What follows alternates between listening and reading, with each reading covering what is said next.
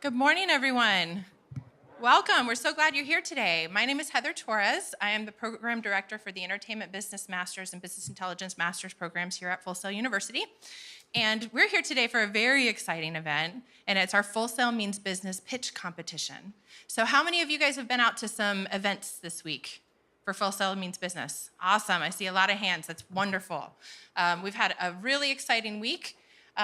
We've actually had a whole bunch of things happening here on campus. We've had panels, we've had a pizza party, we have had open mic sessions, we had a job fair over in the treehouse, and all of that happened throughout the week. But this is our headlining event because it's very exciting. So today is our pitch competition, and this is where we're gonna have some students that have the opportunity for some big prizes, okay? So no pressure, guys.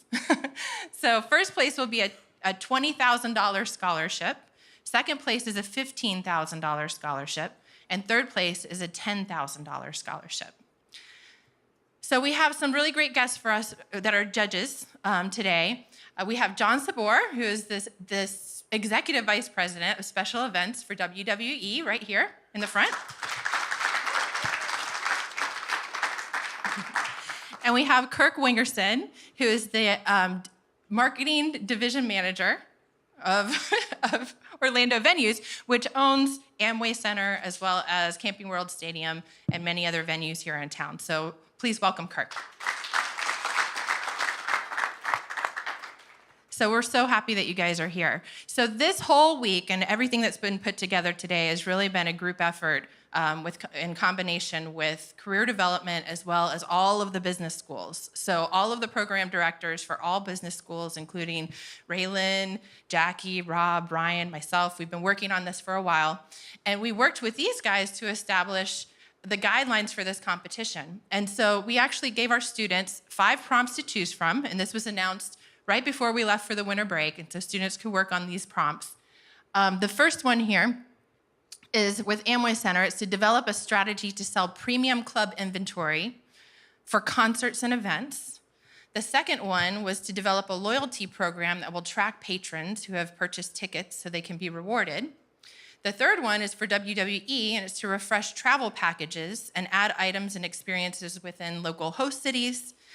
Option 4 was to develop a concept for a new special event that targets a new audience for WWE.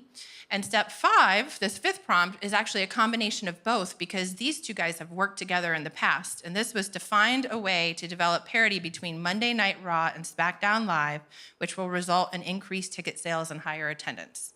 And so the students had to come up with solutions to these different ideas. And we actually had a lot of submissions. It was a tough competition. So the initial submission deadline was on January 15th. And on January 15th, all of the program directors and we got together and we started reviewing submissions. And to our surprise, we had 48 people submit projects. And so we went through every single one of them and we voted on the top 8. And so the top 8 finalists are Lilia Iza of the Entertainment Business Masters program, Eric Sharkey of Mobile Development, Megan Fessenden of Entertainment Business Bachelor's, Ramon Fernandez of Game Design Bachelor's, John Mix of Sportscasting, Isiah Goldston of Film Production Masters, Tommy Olsen of Mobile Development, and Sally Glaser of Film Production Masters. And so all of them will be competing today, and they're going to be sharing their presentations, and we're really excited to see their final submissions. I also want to highlight one person that's been here for support too. Adrian, can you stand up real quick, please? So Adrian Beecher knows some of the stress that these guys are under because he's one of our winners of a past, in 2015, actually, he won the pitch competition, and that was focused more on entrepreneurial ideas. And so he's been actually doing his idea and being very successful at it over the last several years. So we're really proud of Adrian. And thank you for being here, Adrian. We appreciate it.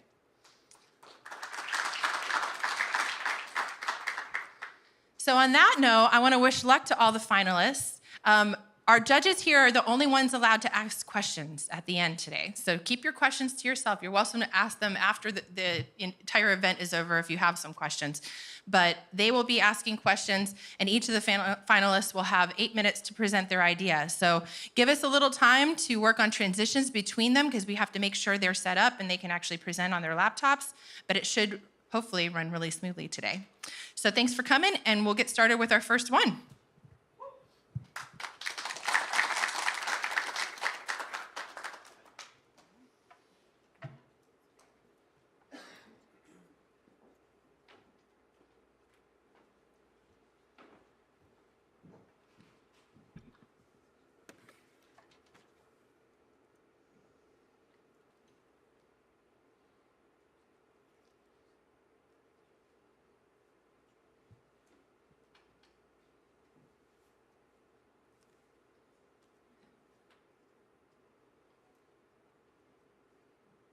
So this is Lilia Iza of the Entertainment Business Masters program. Take it away.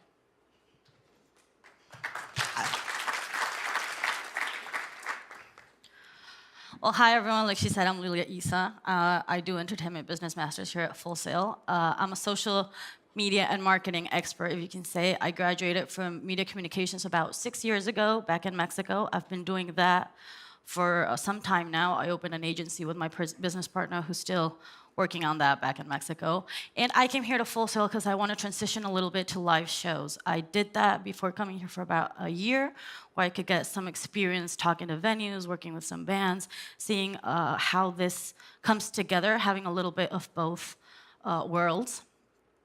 So enough about me. Today we're here to talk about the Amway Center. What I'm going to pitch to you today is we want to move the inventory seat from the premium seats of the Amway Center. What are the premium seats? Well, you have the suites. You have to think about VIP. This is a place where you get pampered, where you can lounge. It's not just going to a concert or an event and sitting there just watching the event. You get these boxes, as you can see, the first one is 19 rows from the floor, so you have an excellent view. The next row of seats is a couple of rows after that. And as you can see, you have an excellent view. You also have an area where you can lounge around. It's not like you're just in your seat. If there's a song you don't want to hear, there's intermission. You can also hang out with the people around you. You can meet new people. You can just have a fun time in between shows. Also, as you can see, the seats are very comfortable. It's not like any other seat in the venue. So how are we going to sell this tickets? I want to present to you Amway Plus. This is the excellent opportunity for the concert enthusiast, the event enthusiast that likes to spend a little bit more money on entertainment. They like to go to whatever is around Orlando. And basically, it's a package deal that works on monthly subscriptions. So how does this work? You get a 3, 6, or 12 monthly subscription. You do pay monthly, but you are obligated to pay the amount of months you choose.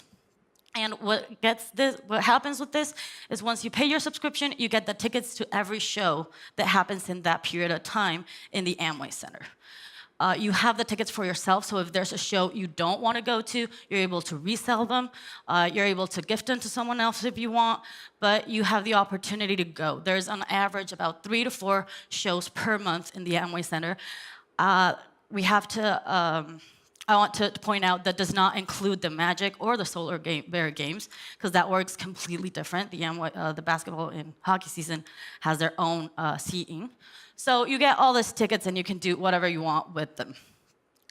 What's our audience? We're talking about Winter Park audience, this 35, 65-year-old crowd. They don't have kids, or if they do have kids, they're no longer in the picture. Maybe they're off to college, they're doing their own thing, so they have a little bit more time to spend on their entertainment. They're not wiped out from taking the kids to softball, or they have a little more time on the weekends to spend on themselves, and they do like going to concerts and events. Also, they have like a very comfortable income, steady, that they can spend a little bit more on entertainment. You're not gonna ask a high school student to pay $600 a month to go to concerts. So like a 3-month package, what does it get you? For example, here we have from March to May in the Amway Center right now, you can see Ariana Grande, Elton John, 2 cellos is playing, Nicky Jam, Bad Bunny. There's like a whole bunch of concerts. If you don't like all of this, maybe not all of the genres are like in your ballpark, you can always resell the tickets or give them to someone else, invite someone else to go. But that's not all. With this subscription, you also get a little bit more perks. The Amway Center already has relationships with different brands, and we want them to have a little bit more publicity. So this premium seats, they can give away T-shirts. Maybe not for every concert, but maybe a concert that's related to them. You could go home with a T-shirt from Pepsi, and you have something else to remember this event by. So the brands get a little bit more publicity, and the customer gets a little extra. Everyone loves free swag. And another perk, which I believe is very great if you want the subscription, is early access. Imagine you love going to concerts. Wouldn't it be awesome to be in a suite while you were maybe listening to a sound check? Or you can get to see and be there before everyone else and have early access to what's going on in the arena. How would this work? Of course, the more months, the longer your subscription is, the cheaper it's gonna be for you. Like I said, you would pay monthly, so it would be like $600 a month. If you only do 3 months, it would be a little bit more expensive. And these prices are based on the average of what a suite costs right now for the Magic and Solar games. And how does this make you a profit? Right now, the suites are sold completely. Like, you have to have the 16 seats complete, and you have to buy the whole suite. So with Amway Plus, if the Amway Center doesn't sell this premium suite, they're losing on $3,200. With Amway Plus, if you sell maybe half of the seats, you're gaining. You're having a $1,600 profit. But not only that, you're ensuring that profit for the next 3 shows. You're ensuring that profit for that 3 months and whatever shows happen there. If these numbers are based on the 12-month subscription, so you are gaining $116 per suite every 12 months. And if you, in the best case scenario, you sell out the whole suite, you do get the $3,200 and you have it insured for the next months. So you are moving the tickets and they're not just staying there without customers and without an audience.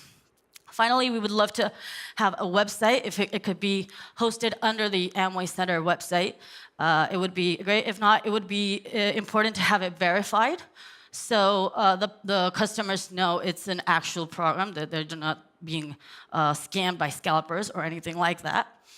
And we would love to do a social media strategy. Because our audience is very specific, we don't want everyone to be part of this premium package or this premium brand. We want to target specifically the people who are interested and are willing to spend this amount of money on entertainment and have the interest of being there.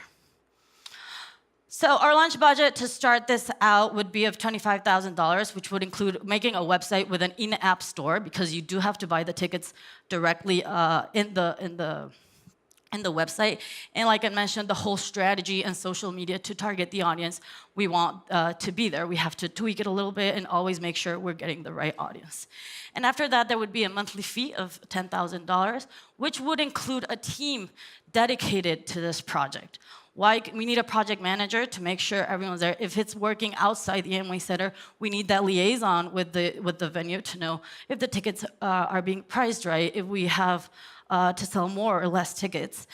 And a community manager to make sure the marketing strategy is on point. We're still working, we're still getting the audience we want to. And the customer service, for me, this is very important. Why? Because we're talking about premium tickets. So we do want this one-on-one connection. We do want someone to be talking with them. Are you going to go to the next concert? Do you want us to help you resell the tickets? Do you need anything else from us? Also, with this customer service one-on-one, we're able to see who the person who's buying the subscription is, and we can rule out scalpers, for example. We can rule out people who are not actually there for the entertainment. And finally, a programmer just to keep up the website maintained. There has to be a constant maintenance to that. So what I see here is basically a win-win situation. The Amway Center is moving these seats around. It's not inventory that's staying stale. No customers, you have empty rows. And they are having like a constant profit. And the customer gets to go to as many shows as they want. They have extra entertainment, they have excellent perks, and they are able to go to as much entertainment in the Amway Center as they can. So with that, thank you. It would be awesome to make this idea true.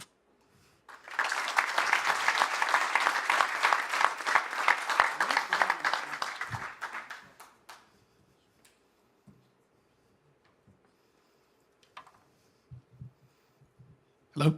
Perfect. Thank you so much. That was terrific. Thank you. I do have some questions for you. Sure. To begin with, I'm curious where you did your research. It was actually kind of a struggle because while I called the Amway Center, because they are very focused on the Magic and the Solar Bear games premium seats, I did get like the runaround. I had to talk to like 5-6 different people. I got an average of the suite being from $2,000 to $4,500. So I worked on an average from that. That's like the most I could get from getting on the phone with them. Okay, so I was just curious. So you Oh, did yeah. speak with some of the existing Yes. premium staff. Okay. You pitched the 3, 6, or 12-month program. Yeah. Is that per person or is it per group It's of per 8? person. Per person. Per person. Okay. And then your target demo you listed there. Have you given any thought to like a secondary demo that you might approach with this? Yes, I was a younger demo because, of course, the shows that are hosted in the Amway Center are young, hip artists, like I mentioned, are in artists. So I was thinking more a younger. I wouldn't go very young. It would probably just go like to 25, 30. It would be a double income house, probably no kids.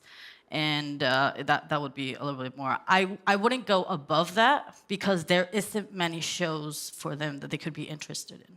Okay. There are, we do have programming that is different, like Andrea Bocelli's coming up in a couple weeks, very different audience, and it really isn't so much a younger crowd that would appeal to that one. So there are stuff outside of Magic and Solar Bears that do appeal to a very different audience.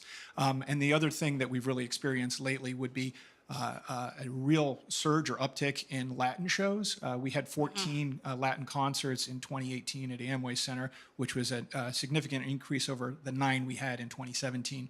So would you consider tailoring a subscription at any point to particular genres? Let's say looking specifically at Latin shows versus everything under the sun. Yeah, that would be very interesting. I based this on what I found of the Winter Park area, because I don't know this area very much. But I did see there's like a lot of Bad Bunny, Nicky Jam, Wisin and Yandel, and there's like all this Latin. I would think it would be interesting to take it to the Latin part of it. Maybe I could broaden this a little bit, like maybe get Tampa, get a little bit more, and get the young crowd that is willing to pay a little bit more to see their artists. Well done. Thank you. It's always nice to hear fresh thinking. And I love the name, Amway Plus. Are you okay with that name? I love the concept. I worry about the non-reoccurring nature of Kirk's business, meaning outside the regular season for Magic and Solar Bears, concerts are when they tour, how they tour, when they decide to tour, and I worry about giving enough content to a monthly subscription to make it an almost consistent value proposition. I agree with the notion of it. I really, really do, and I think it's a cool idea. Technology, resellers, transference of tickets, those kinds of things. Had you thought about, and this might be in the weeds, but it was an interesting concept. So if I don't, for whatever reason, want to go to Bocelli next week at the Amway Center, but I want to get those tickets out. How do you envision that storefront looking like, and do you envision this team doing that, or do you envision having to go to a third party? I was thinking about having the same team. That's why we have like a whole team to work on it. When you have the one-on-one, you can call people. Like it's not that much. It's about 1,000 tickets. You can have 1 or 2 customer service, perfectly talk to everyone, and see if you want to go to a concert. If you don't, we would help you resell them under the same page because it's not hard for us. We have the inventory. We know how many subscriptions. And we would be able to help you resell it, and you could maybe get the option that could go directly to your next subscription. Maybe you're paying off your next subscription with a ticket you don't want to use, or you can like maybe get the money back on your credit card or whatever. Thank you. Thank you.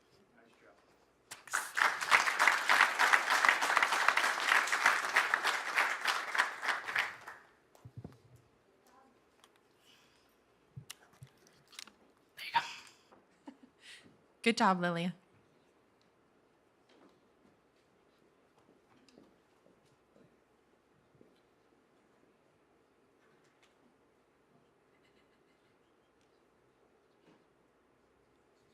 Next up, we have Eric Sharkey of Mobile Development.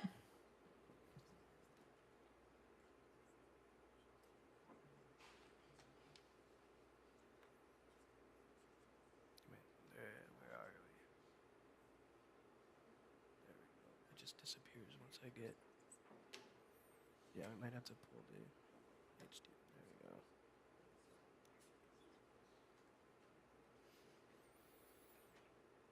And I think we're all set. Please put your hands together for Eric.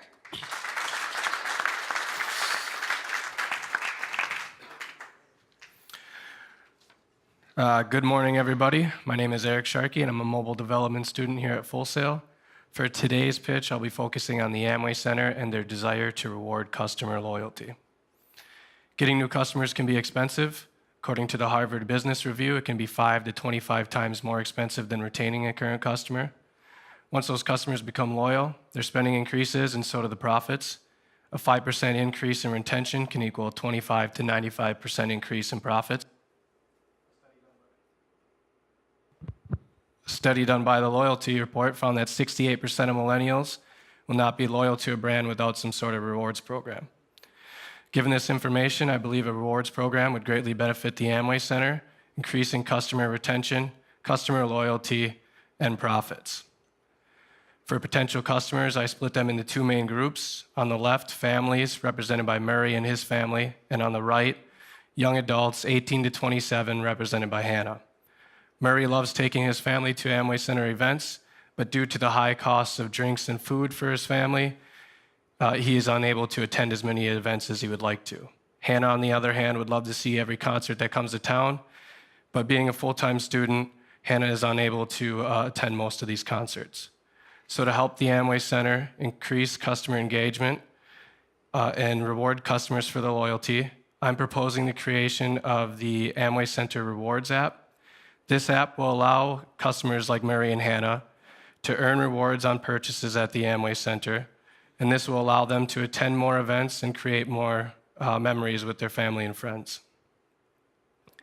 All the upcoming screens and videos in this presentation are of an application that I'm currently developing. So on the left is a splash screen, in the center is a login screen with the social media accounts, and on the right is the reward screen. This will allow users to see the total points they have earned, as well as pay for purchases and earn rewards points while at the Amway Center. To do this, the user just scans the QR code at the register. They will be able to pay with points, and once these points are taken out, if there's a balance left, the card on file will be charged. Users will only earn reward points on purchases made that aren't made with rewards points, and the amount a point is actually worth will be up to the Amway Center, whether it's essentially a 1% discount or 10% discount. The app will be fully integrated with Ticketmaster, allowing users to see all upcoming non-team events and share them via social media. Users will also be able to purchase tickets and have them inside the application. And once a ticket is scanned, the user can then earn reward points on that purchase. Two things I think that'll set this application and rewards program apart from others is the scavenger hunt and the sweepstakes. On the left is a scavenger hunt. This will allow users to discover new locations and vendors inside the Amway Center and collect rewards while doing so. To do this, they can scan a QR code on location, tap an NFC tag, or take a picture with image recognition. In the application I created, I'm just tapping an actual NFC tag, and it's updating the user's points. And on the right is a scavenger hunt. This will allow the user to enter to win, or sweepstakes and enter to win using the rewards points. This will be anything the Amway Center wants to include: backstage passes, exclusive experiences, autographed memorabilia, things like that. This application will be built following a build, measure, learn feedback loop. That way we don't build the entire application at once without first getting user feedback on the core features. So first we would build the minimal viable product, which would include the sign-in, the rewards program, the purchasing, and the integration of Ticketmaster. Once we get user feedback, we can decide whether to persist or to pivot and change the implementation of some of these features. So with a team including an iOS developer, an Android developer, a backend developer, and a UI UX designer, I'm estimating the MVP to cost around $160,000 and take up to 6 months to complete. The full app as proposed, I estimate a cost of $260,000 and take up to 10 months to complete. Competitors, I found Disney World and their 2% cashback card, giving users exclusive in-park rewards costing $49 a year. And Orlando City recently created a news and rewards application for $300,000 that gives customers a 10% in-stadium discount, as well as access to exclusive rewards if they're a Premier member, which costs $59 a year. Customers will have everything that they need to enter and earn rewards points right at their fingertips. With the scavenger hunt, customers will be able to experience new venues and locations inside the Amway Center. And with the sweepstakes, customers will be able to win exclusive rewards and experiences that they can get nowhere else. And they will be saving money on all the purchases made inside the Amway Center. With the rewards program, more customers will be able to make it to more events, and they'll be incentivized to spend more at vendors. They can increase sponsor revenue, giving sponsors access to the application via featured deals or ads, or you could do reward customers an extra few reward points if they buy a Pepsi instead of a Coke, something like that. And if an event isn't performing up to expectation, you could do a double points day, and it would get more people in the door to that event. And then data collection. The Amway Center would be able to see what users are purchasing, what events they're going to, what they're redeeming their rewards for, and this can help the Amway Center personalize offers and get a better idea of what's working, why it's working, and why it not might be working. So with that, let's build an application that will greatly benefit the Amway Center and their customers. Thank you.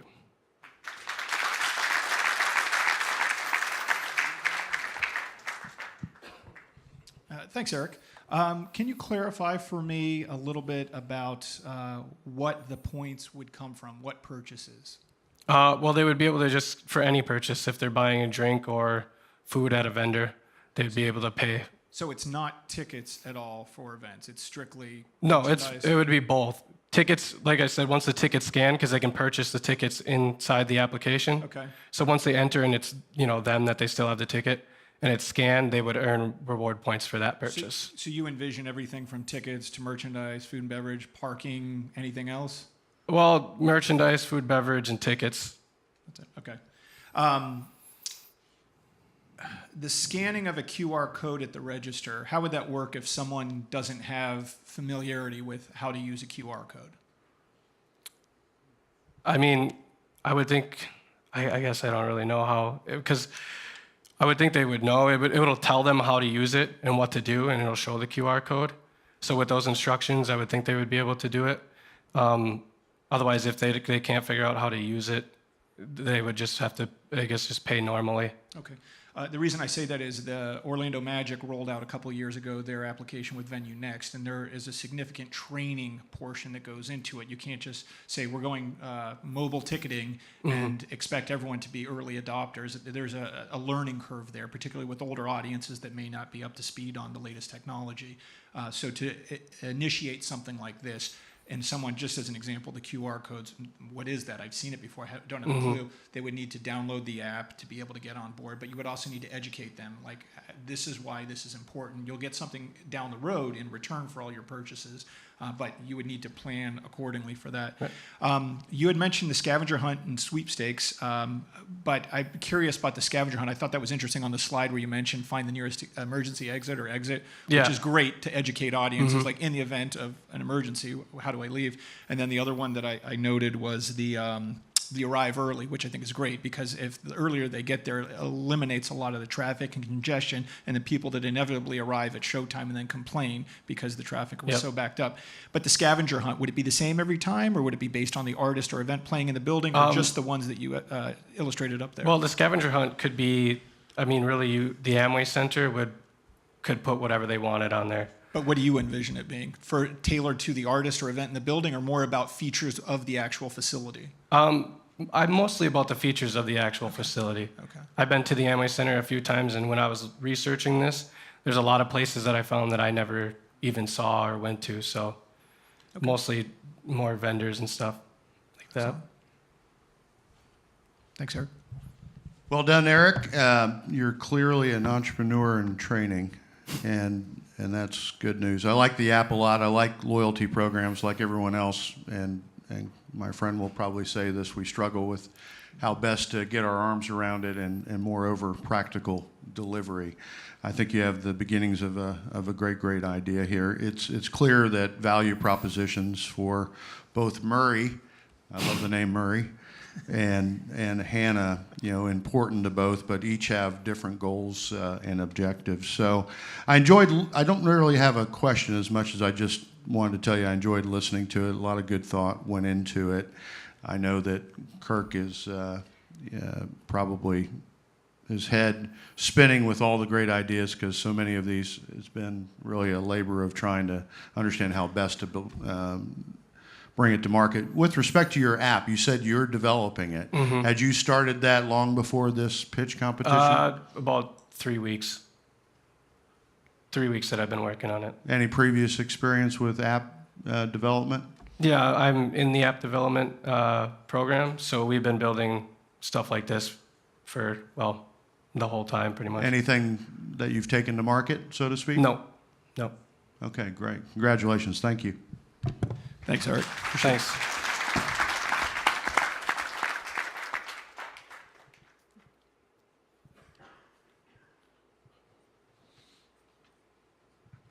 Great job, Eric.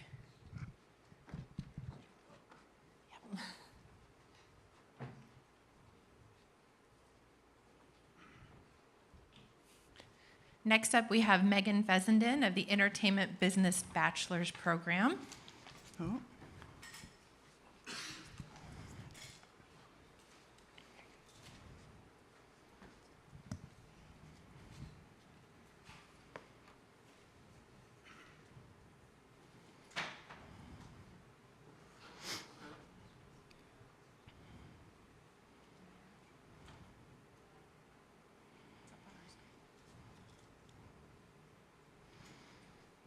So they just have to.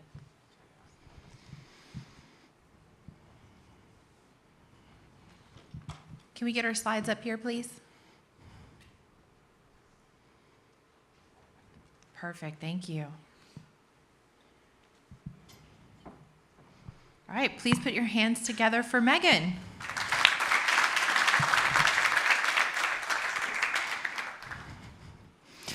Hello, everybody. My name is Megan Fessenden, and these are my ideas for additions to the WWE travel packages. But first, let me tell you a little bit about who I am.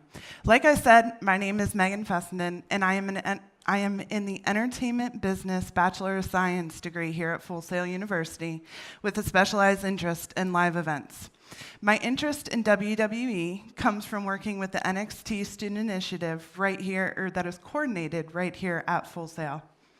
With the initiative, I get to travel all around Florida and get a behind-the-scenes look at what happens at a live event that WWE coordinates. I get to do things such as ticketing, merchandise, will call, and box office. After seeing so many successful events, it's really easy to see why WWE is the top tier of global entertainment. And with that kind of branding comes a lot of responsibility. But WWE doesn't disappoint. Currently, for their live events, or for 4 of their largest live events, they offer travel packages for WrestleMania, Survivor Series, Royal Rumble, and SummerSlam. These travel packages include hotel accommodations, they include exclusive meetings with the WWE superstars, and of course, merchandise. So finding additions to these packages was not easy. But I thought, who else to ask but the fans? After much research into blogs, articles, and social media pages, there seemed to be 3 common themes that the fans would like to see more of in the travel packages. The first was transportation. Currently, the WWE travel packages offer Metro cards or a shuttle system that shuttles the fans to and from wrestling events. But fans don't necessarily feel comfortable using Metro system as their sole form of transportation, as they either do not have one in their city or they're just not familiar with the system in general. And with the shuttles, they only shuttle them to and from wrestling events without being able to really explore what the rest of the city has to offer. So my idea would be partnering with a ride-hailing service like Lyft. For this example, I'll be using the travel packages that are currently being offered for WrestleMania coming up in April. After the fans check in for the event, depending on the tier of travel packages, they would be issued coupons to be able to use Lyft to be able to explore the city. And who else would be better to take the fans around than the people that know the city the most, but the locals that actually drive the cars for Lyft cars. My second idea caters to the hometown residents. The hometown residents of the city that hosts the events feel a little left out when it comes to the travel packages, as they don't need the hotel accommodations or the travel accommodations. So this brings me to my hometown pride package. The Hometown Pride package would have all the perks of a mid-level package, just like the VIP package or the Platinum package that was offered for WrestleMania right here in Orlando, but it would take out the transportation and the hotel accommodations. Now, as prices do vary city to city, of course the prices of these packages would also vary as well.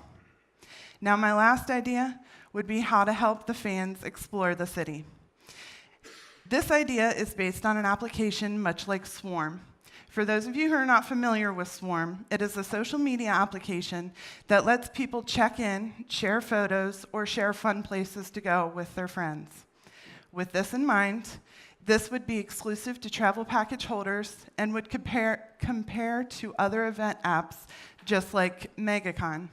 It gives fans the chance to hang out with each other, share cool places that they've been around the city, whether it's a bar, a restaurant, or a tourist attraction. And of course, the app itself would also suggest some fun places to go.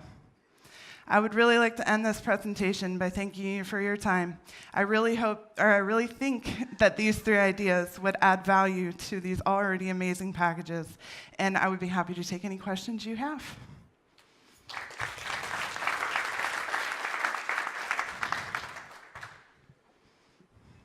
Well done, Megan. It's a interesting thing about travel packages and creating value beyond premium tickets and those tickets before they essentially go on sale to the public. So part of what we offer as a service is being able to avoid the Ticketmaster stress of a pre-sale and a general on sale. So that's the value proposition. We think over time that we're seeing through analytics, we're seeing that where hotel used to be a great value proposition. Mm-hmm. You know, you don't have to worry about that. Everything is bundled. It's one-stop shopping. We think that hotels have maybe lost their luster and that people now prefer almost to do that on their own. So the hometown solution is an interesting one, and one that we've actively been talking about internally. Do you think if someone is traveling, do you think hotels should be a part of this?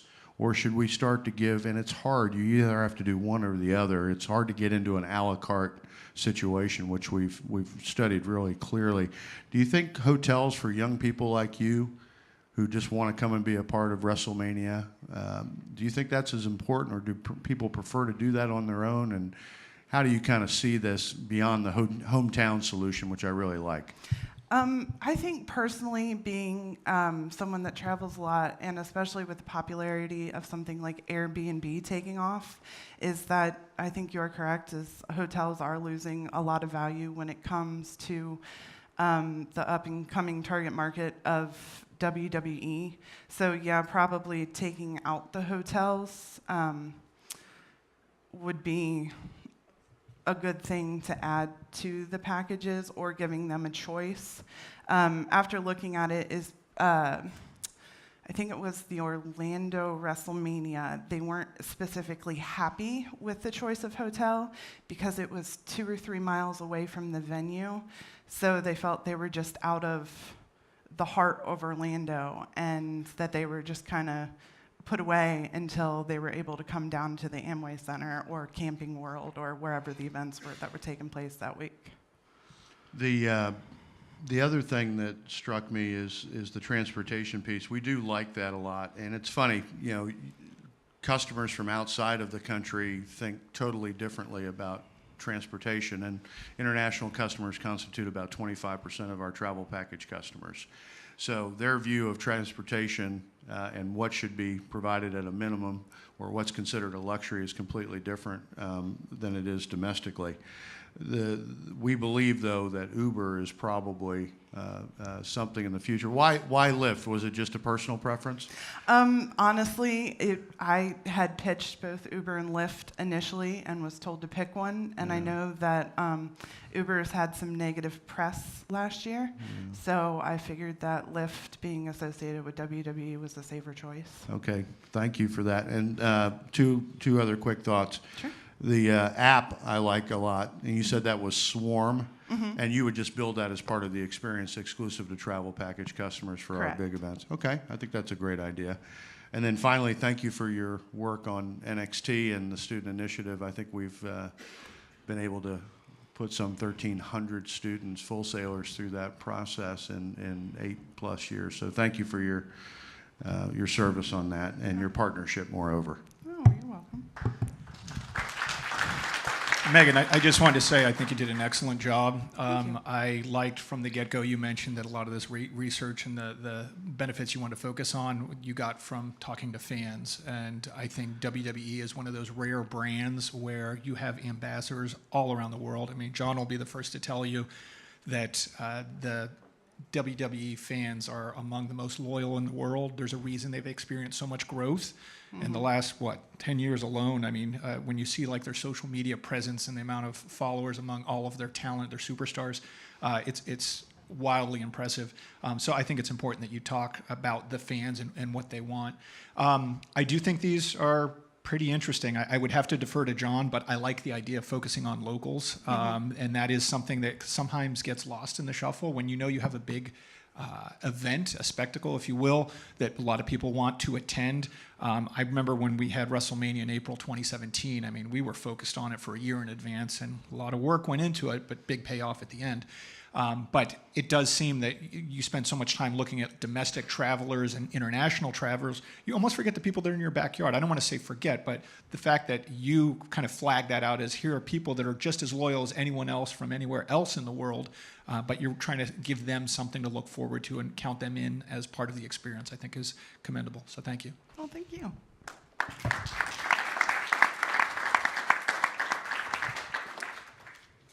Great job, Megan. So as we have an online student that's joining us next on Go-To Training, so we're going to get everything set up here.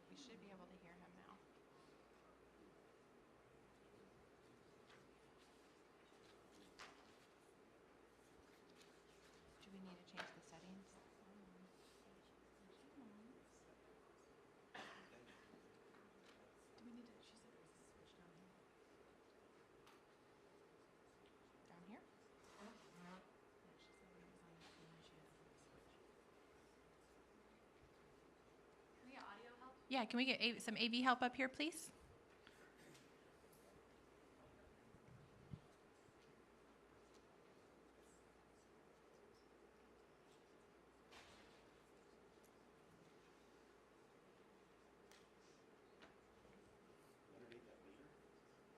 What's that?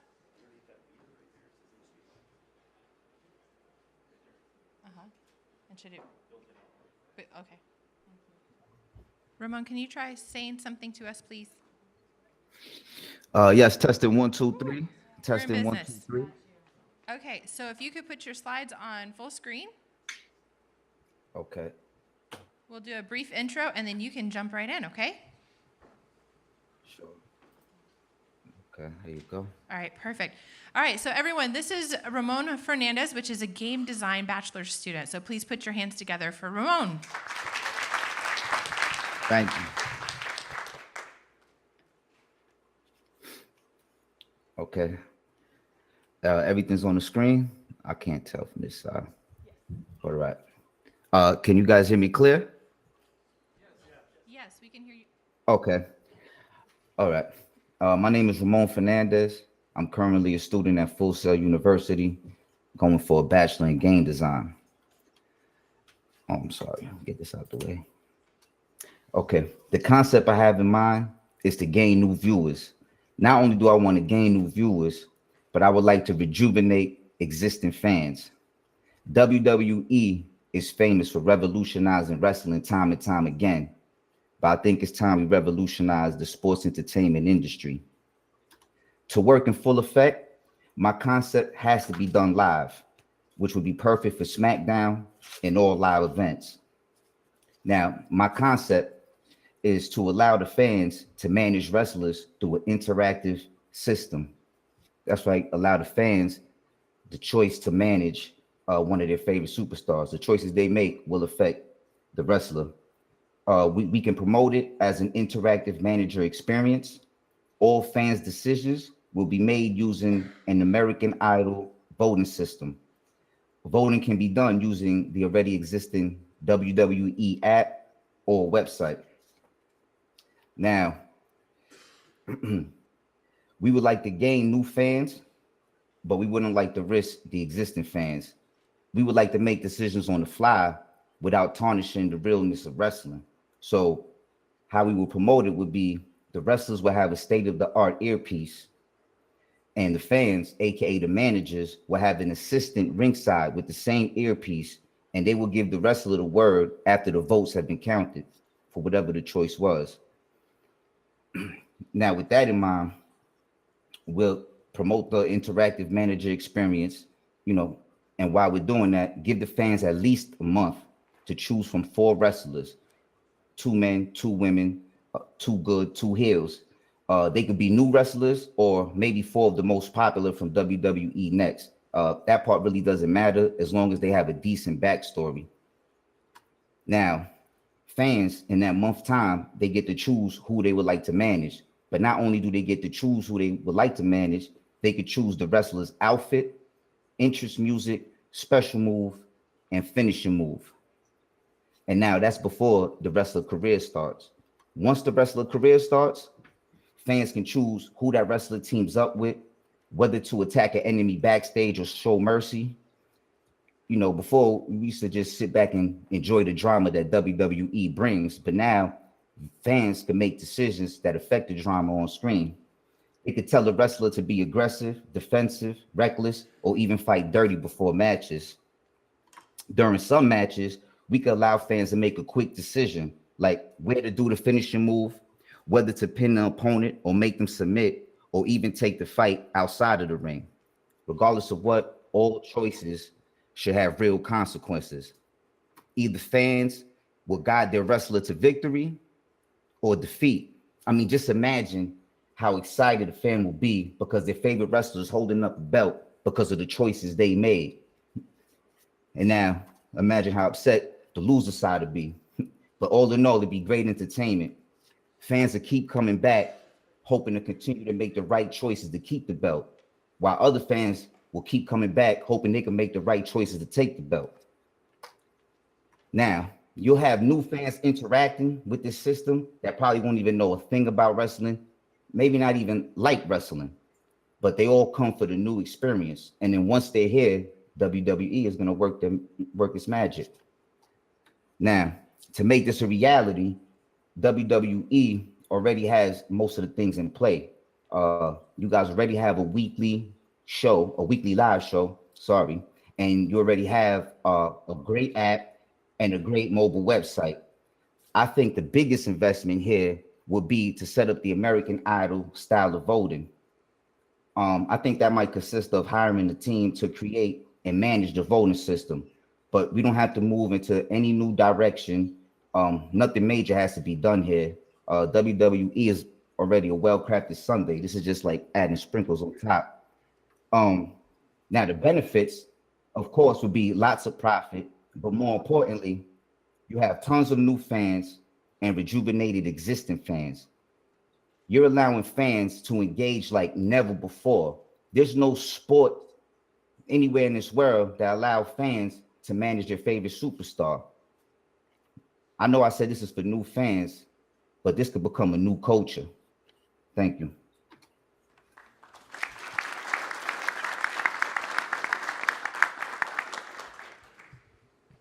Ramon, where are you? Here I am. No, I'm sorry. That was a poor question. Let me try again. Where are you Oh, I'm located? sorry. You're in New your York living room, State. Ramon. I live in New York. Which portion of the city? Oh, no, I'm not. I'm in Long Island, Glen In Cove, Long New Island. York. Okay, very good.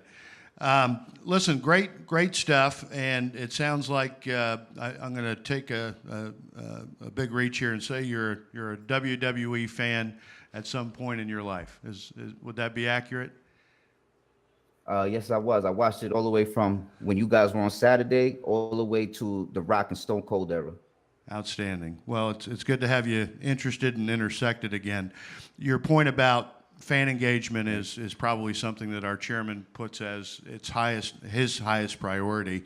We have worked with some of this interactive real-time fan engagement, and as you know, so much of what we're doing inside the ring and outside of the ring is storytelling, and oftentimes that storytelling can be months and oftentimes years in the making.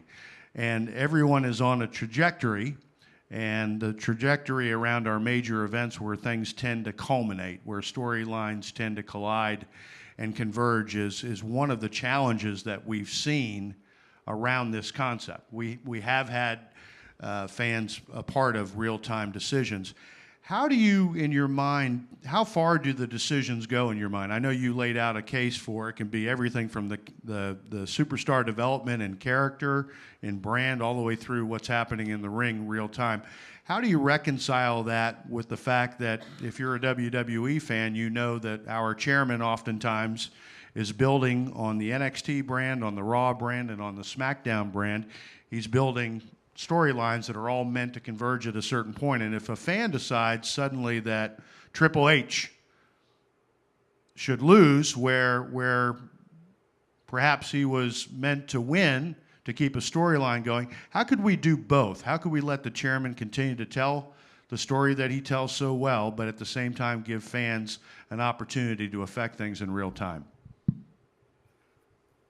Well, I think majority of the storyline, as you said, has been written months in advance.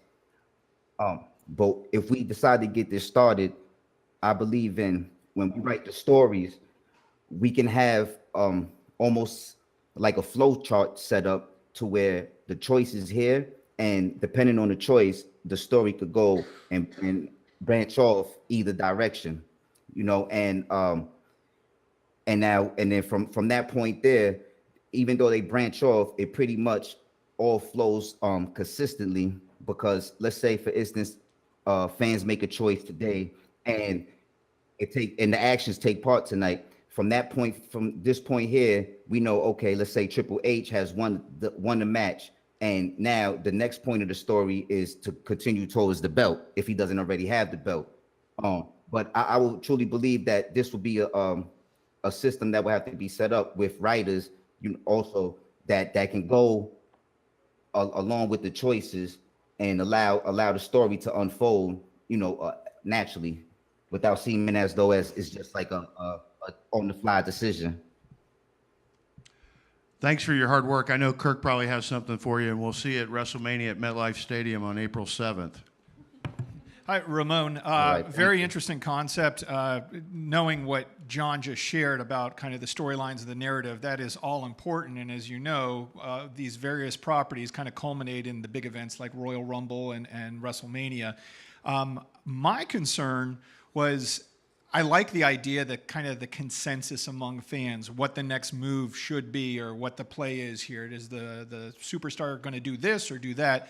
But have you taken into consideration the delay between the texting in your choice, if you will, and then the tallying and then the action being completed? There's a significant time gap there, I imagine, at some level. So if someone's in the ring, do you pause the action, or would this really be applicable to stuff outside of the ring? Yeah, I think majority of the choices could be made outside of the ring, and as you said, to take in the gap between real time on live TV and real time in the real world.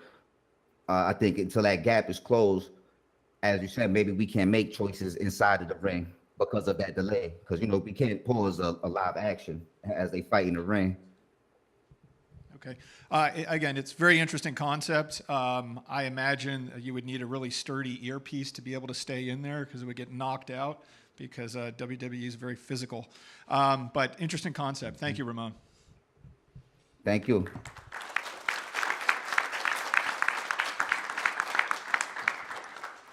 Great job, Ramon.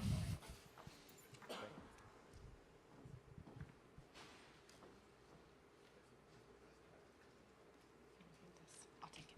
You get the next one.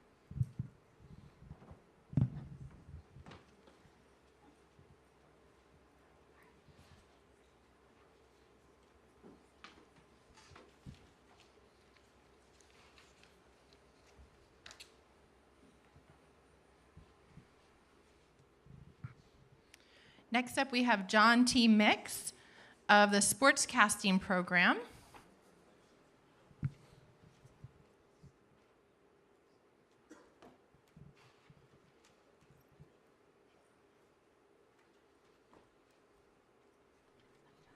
Thank you. How you doing? Good. How are you, sir?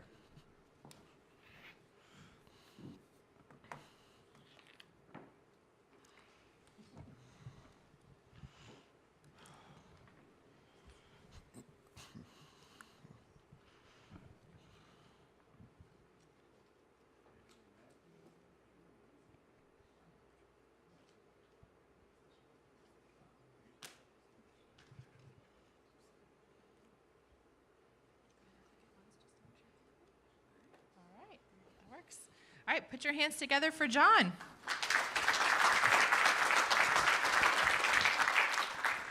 Hello, everyone. My name is John Mix, and my presentation is about a new event for WWE called Cage Mayhem. It's a new event. It features a new match called Cage Mayhem. It's a 6 to 8 person free-for-all, and 2 people start in the ring, and more contestants join every 30 seconds. There is some twist, though. Once all 8 men are in the ring, it becomes an elimination-style match until 4 participants remain, and then you get a ladder in the match, and you climb up to grab the title or a briefcase or whatever hangs above the ring, depending on the map situation. The audience. There's a perfect way to target the audience. You could have somebody mainstream like John Cena market it when he goes on like Good Morning America, per se, and then you can use it to introduce new fans and old fans to new stars they may not know, like the Bruiserweight and WWE United Kingdom champion Pete Dunne. Like I said, you can market it with John Cena, who everyone knows. Whether he's doing Good Morning America, doing movies, Late Night with Jimmy Fallon, he's a marketable face everyone knows. So if you have him marketing this match and this event, it will definitely get people excited about it. You gotta do it big and do it right, like how NXT did when they brought back War Games and gave it its own show. Or, if that's not the route you particularly want to do, You can do how they did with like TLC when they tested it at SummerSlam back in 2000 by doing it at WrestleMania, the biggest show of the year, and arguably the time when the most eyes are on WWE. New matches equals new fan. This is something that's never been done because it combines so many different match types, from the steel cage to the elimination process to people coming down the ramp every 30 seconds to climbing the ladder and grabbing the title. This is something that's never been done, something people have never been seen, and it's a new event and a new match for the new fans. So not only is it new to the old fans, it's new to them because they're new to the product as well. So they get to grow with this match type. The end.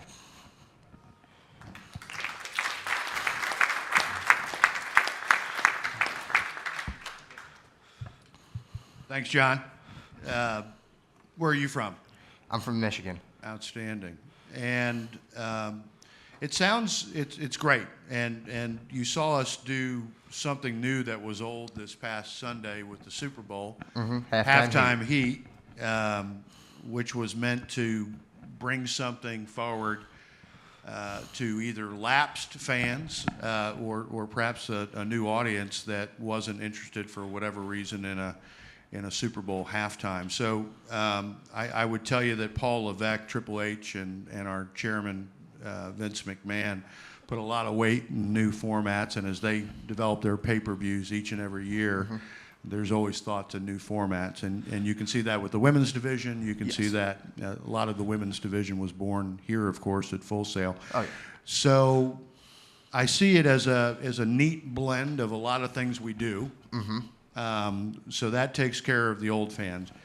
Help me to understand a little bit, because new audience is everything for us, as you know, and reaching young people through folks that are grandparents who may be lapsed or who need to be exposed to the brand in some way, shape, fashion, or form. Tell me a little bit more about how we bring new people as a result of this.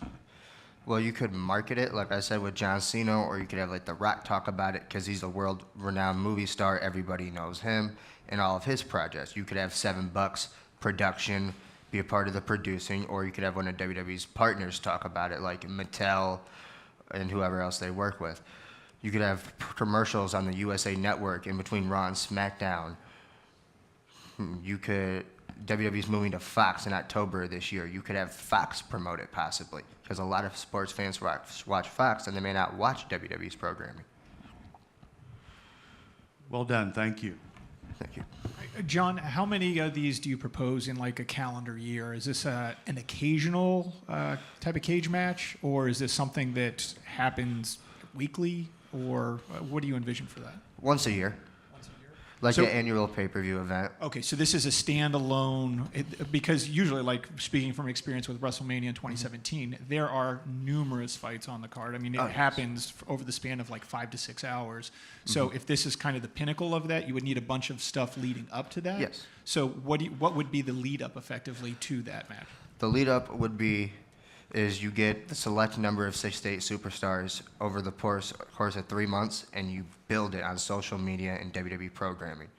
Let's say if you choose to do NXT, you take the 6 superstars from Halftime Heat: Johnny Gargano, Ricochet, Tommaso Ciampa, Aleister Black, Adam Cole. Who else was there? Clearly, he's a fan, John. Yes. I'm trying to remember the other name. Did I say Ricochet? We're with you. Okay. So you get the 6 superstars at Halftime Heat, and maybe you throw in a couple, Velveteen Dream, that's who it was. Maybe you throw in a couple of more superstars like Matt Riddle and Keith Lee, or whoever you throw in there, maybe Cassius Ohno. You throw a lot of guys in there and build it up, and also have this great match and this great story that's been built up here at Full Sail, or whoever you choose.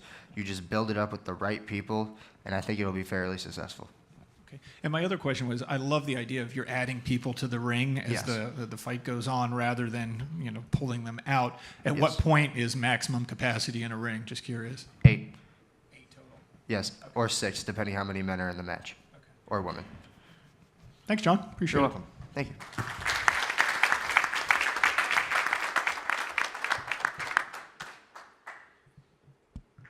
Great job, John. Next up, we have Isiah Goldston of the film production MFA program.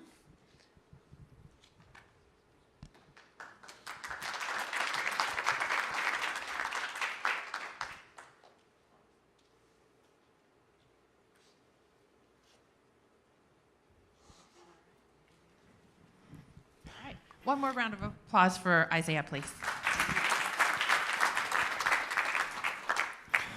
Good morning. First, I would like to say there's a lot of pressure it takes getting up here to present, so I would please ask everybody to give a round of applause for all of my peers that presented.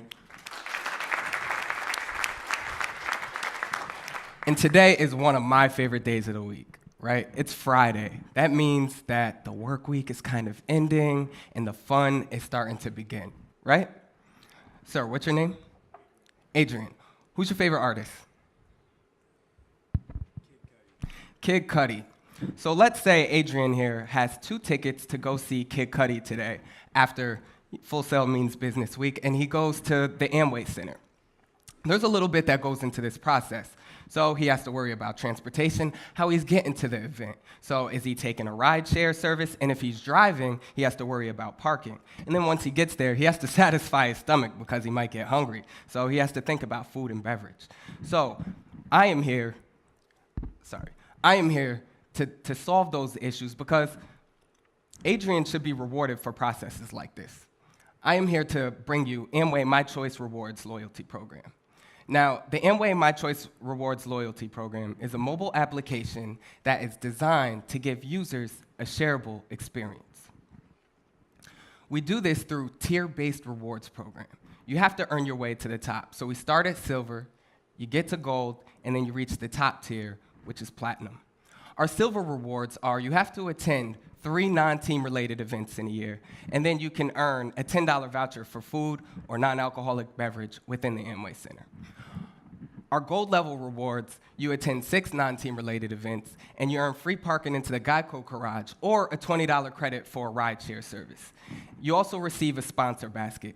So I'll talk about sponsors a little bit later. And then here's our top tier level. Our top tier level is you have to attend 10 non-team related events in a year. You earn an invite for 2 into the Legend Suite. Now, the Legend Suite is a very nice suite. It's all inclusive for food and beverage, and then you have access into lounges and bars on the suite level. You also would get a VIP tour of the Amway Center, and what better way to recognize somebody that's been to 10 events in a year than to give them a Jumbotron announcement, right? Forbes put out a study that said companies that gamify processes end up with, they drive customer engagement and bring more brand awareness. So how can we gamify each event? In each event, we can have a leaderboard for people to compete. Every purchase you make gets added into this leaderboard. So first, you bought your tickets, you scan your ticket, how much you pay for your ticket in, you get points for that. If you buy food or drink, you get points for that. If you park, you get points for that. If you sign in with your social media, you get points for that.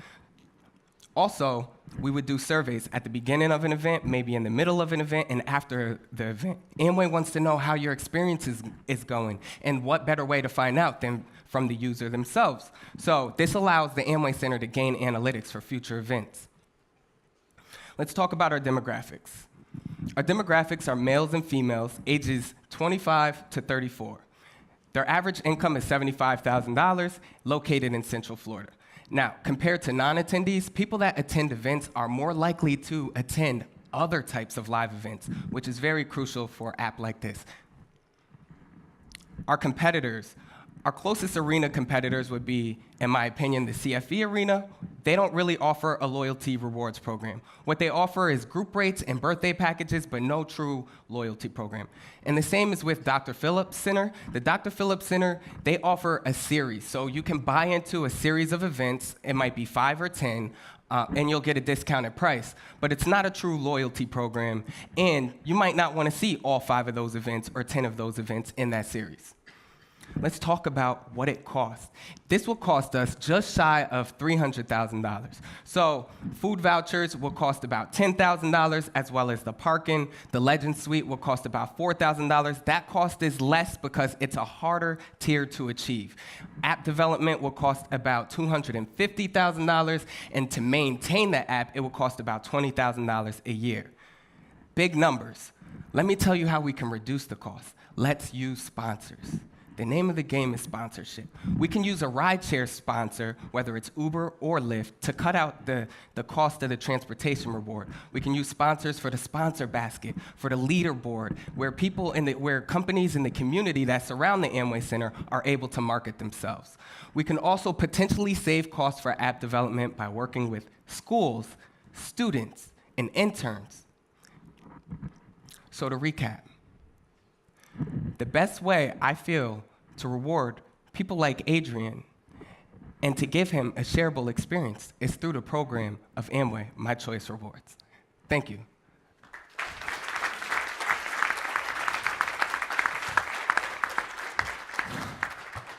Thank you, Isiah. Very interesting. We'll start with the cost in there. That is a whole lot of money. So do you think that if you were to do that significant cash outlay at the beginning, just under 300,000, and then what'd you say, 20,000 to operate each year? Yes. Do you think you would be able to recoup that in time, assuming you're not able to get any sponsorships on board? I do. I believe that gamifying the process, getting users inside to compete and always be involved with the app, to do the surveys, to learn more about our customers in general, will allow us to get future revenue. Okay. My concern would be you would invest all of this stuff hoping that sponsors would get on board and support it, but in the event that fell through, it would be very difficult to kind of shoulder that cost. That isn't a lot of money to be out of if you can't recoup that. Yes. So, okay. I think it's interesting that you looked at the competitors. Truly, from where I sit in marketing the events at the Orlando venues, our real competitors are really more down the road, down in Tampa, like Amway Arena, because it's a similar size arena compared to CFE Arena, which has significantly less capacity. Okay.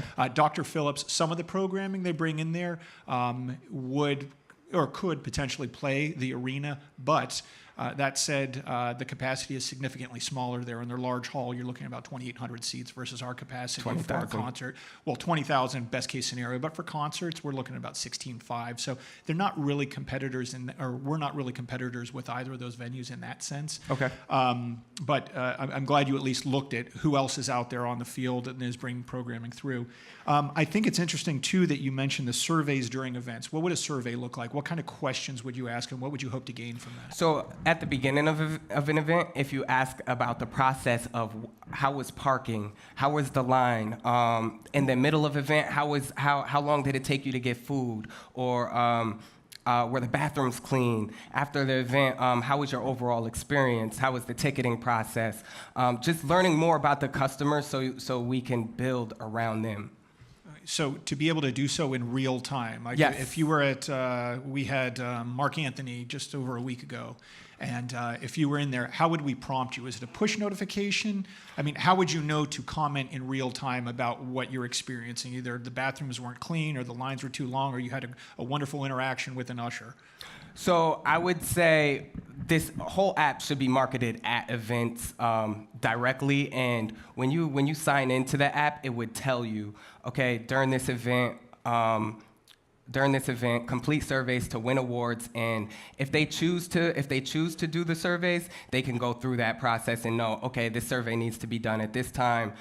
If there's an intermission, hopefully, like Ticketmaster would be able to tell you there's an intermission at this event, or when people go and get food and beverage, so they can fill out those surveys. Excellent. I do think it's important to get feedback from our customers, our yes. patrons, if you will. For virtually every non-team related event we have in the building, Amway Center, we do send an e-card follow-up the very next morning, and at the bottom there's always a survey link. We do the same thing out at Camping World Stadium too, and we're trying to get feedback because that helps us improve our services. If we fell short in some area, it helps us to address it before the next event. So I think it's good that you have your eyes on that. So nice job. Thank you. Good. You had something you wanted to say? Oh, no. Okay, good. Thank you. I appreciate it, Kirk. Well, Isiah, we're going to need for you to learn how to come out of your shell. That part we're worried about that. Listen, loyalty programs are a bear, as I said before, and if it were easy, everybody would have already done it. Yes. I think in the loyalty presentations I've heard this morning, both good, well thought out, and both around app development. Tell me how important people your age see pre-sale opportunities for major events. And then the second part of the question is, when I'm on an airplane and I'm part of Delta's Sky Miles program, as an example, not the same thing, but relatable, what motivates me as a different age group, albeit small difference in age, is upgrades. Okay. I want to, when I decide to travel with Mrs. Sabor, I want her to be able to get up front with me, or whatever it happens to be. So twofold. As we think about benefits, I thought your benefits were good. But I tell you what, I think people, WWE fans, want access to tickets before they go on sale. Okay, and I'm certain the same is true for Mark Anthony. I don't want to get in that Ticketmaster queue. I don't want to do, because that's hard. Ticketmaster is good at what they do, but it's hard to do. And then the second thing is, boy, if I go to 8 of Kirk's non-basketball or hockey events during the year, I want a seat upgrade. I don't know how that's, I mean, there's a cost for that in moving somebody up, but how do you feel about that, and how do people your age feel about that as a rule?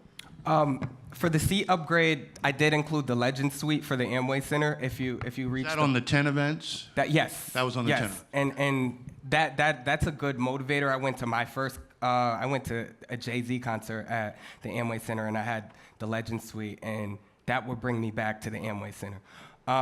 As far your first question was, how important are pre-sale opportunities for you to be able to, as a loyal customer of Amway My Choice, how important is you for be able to buy tickets before the American Express folks, before the Chase folks, before Ticketmaster pre-sale, which is the work? Yeah, I mean, how important is that for you, or is it just kind of what you do? Personally, I don't look at pre-sales. I get tickets. I'm a type of person that gets tickets if I can get them, or I'll go to StubHub or something like that. And that might be because I'm a college student and I might not have the money when it drops, when the tickets drop. But I don't look at pre-sales. But I can imagine for some people that pre-sales would be important, and I would include that. I would include pre-sale opportunities for people. Thank you. Yep. Great job. Thank you.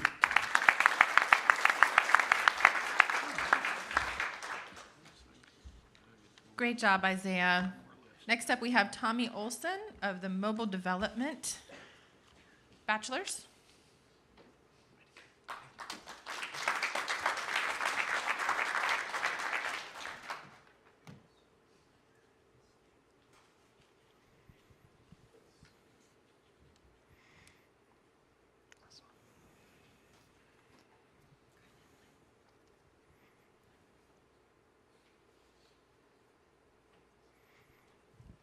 One more round of applause for Tommy.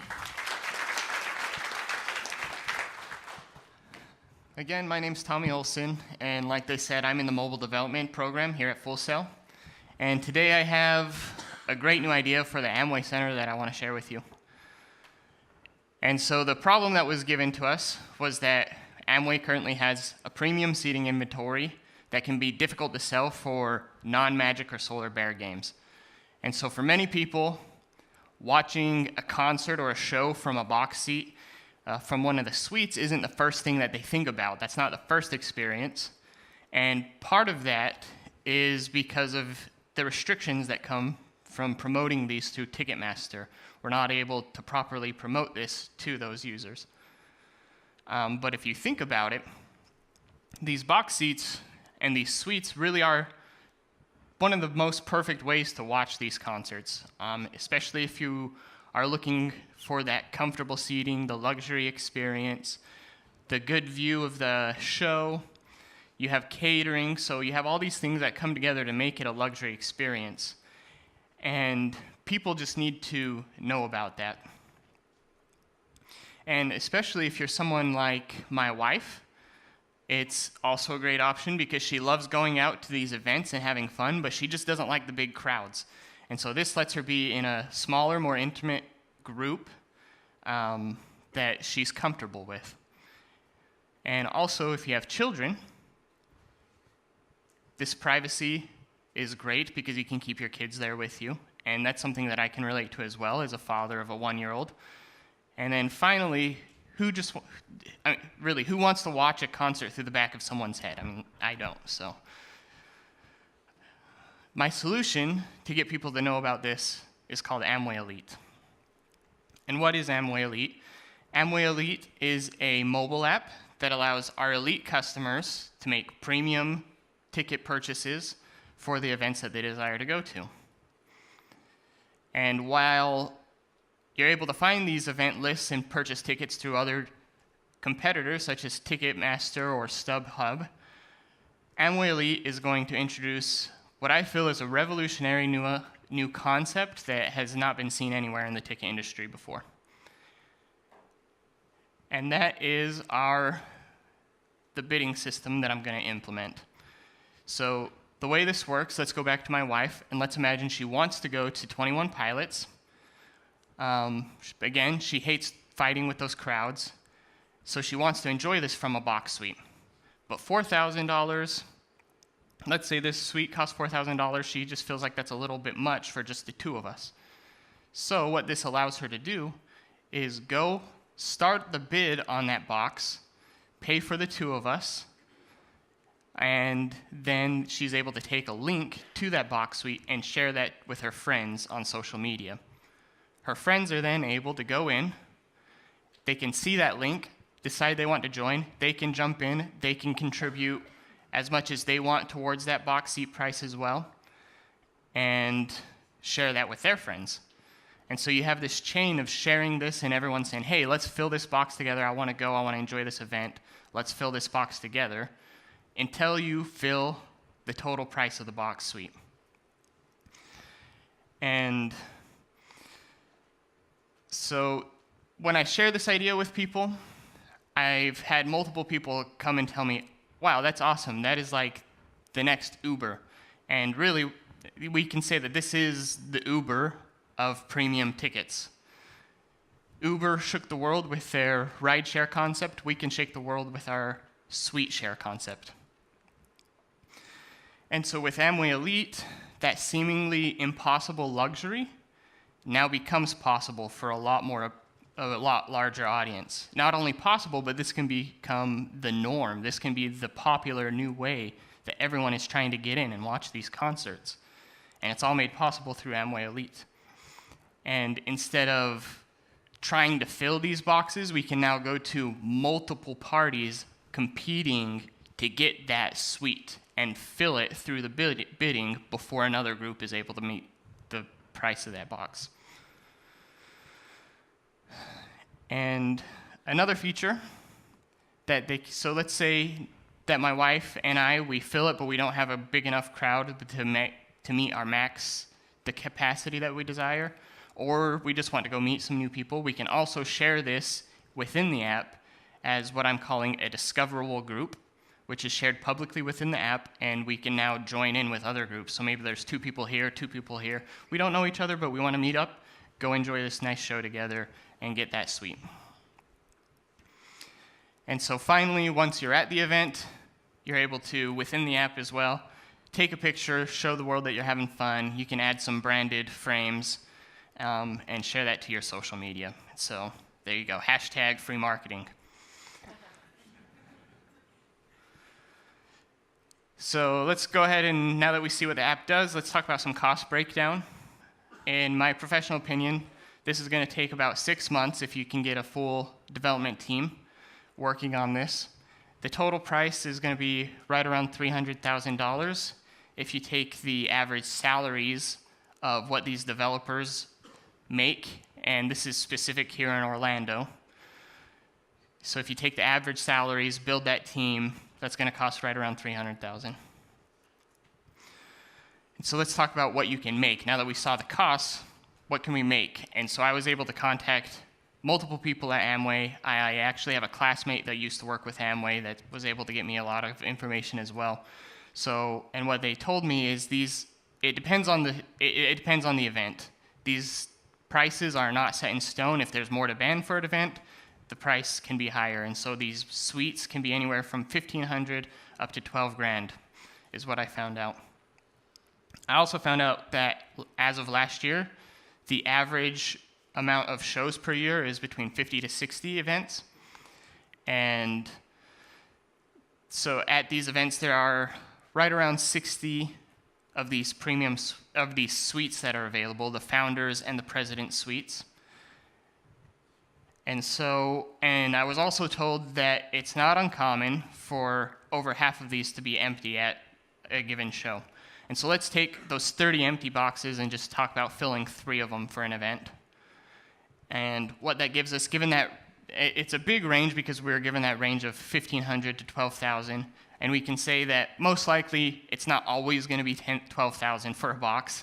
So if we look at even the lowered range of taking that 1,500, filling 3 of those boxes at every event, within a year, this app has already generated nearly enough to pay for itself in revenue. But again, that's 3 of those boxes. So let's say we're able to actually fill those 30 that are empty. Well, then you can tag another 0 on the end of all these numbers. So if we can get to that point, that will be amazing. And just some other research I did, I want to mention that Willow Tree, who is a big player in app development, especially here in this area, they did a research and they found out that the majority of users who claim to be loyal to a brand also have that brand's app, whatever that app is. 67% of the people that they studied said they would sign up for a loyalty program. 64% said that they would purchase through an app if that brand's app gave them a positive experience.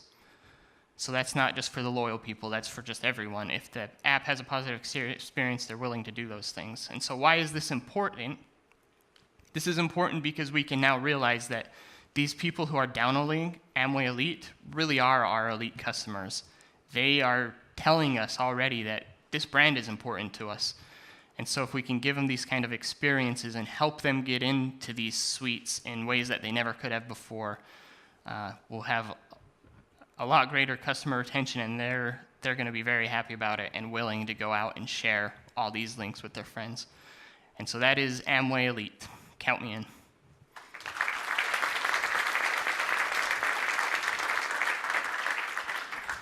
Thank you, Tommy. Is this on? Tommy?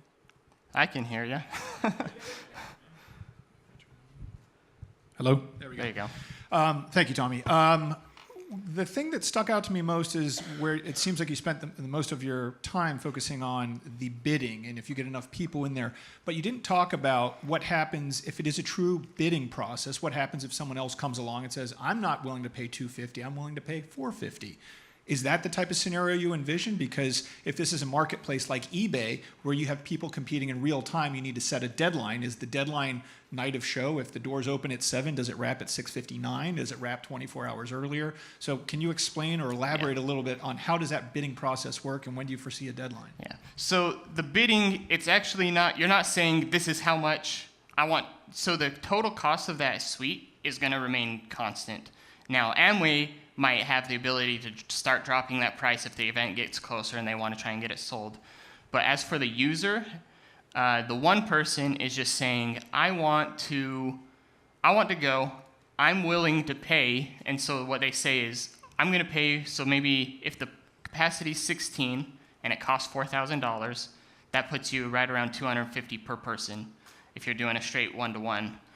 And so they're saying, I'll pay for 2 people, so I'll pay $500 out of that $4,000, and I'm sharing it with my friends.